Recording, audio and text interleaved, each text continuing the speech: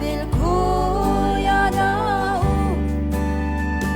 kanaw som tu kasi ati chataw na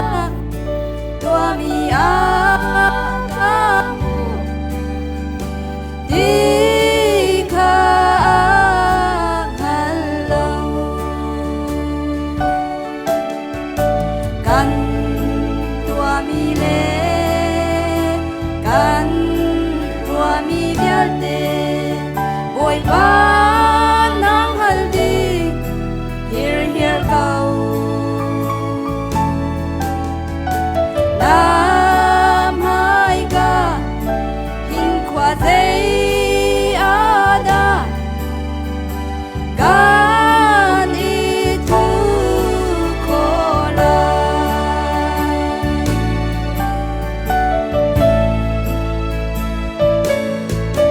boy basin in zamding a tar set kwa le akal azam ruati azam khau lau na po chu i a zong a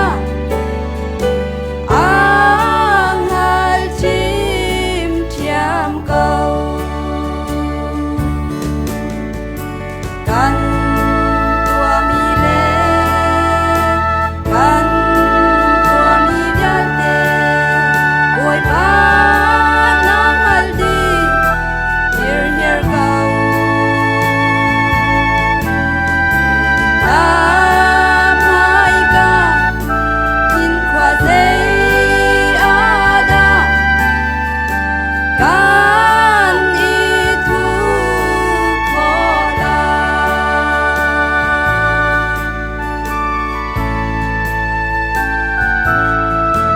haum han ni an cam hu lau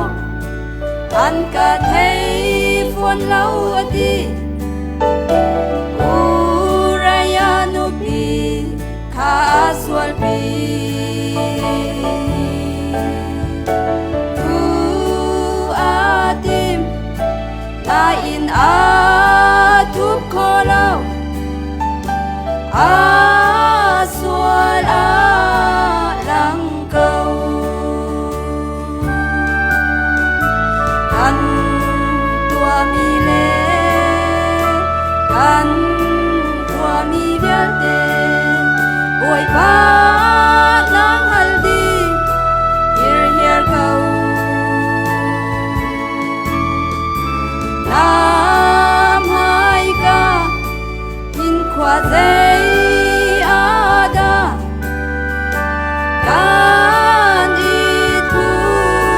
kola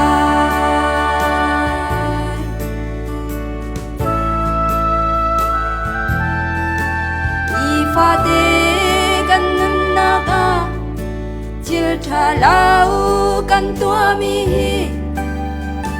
tu kan tim tik a kan thup kho lau na kan hu di na kan hal tu kho a si lau kan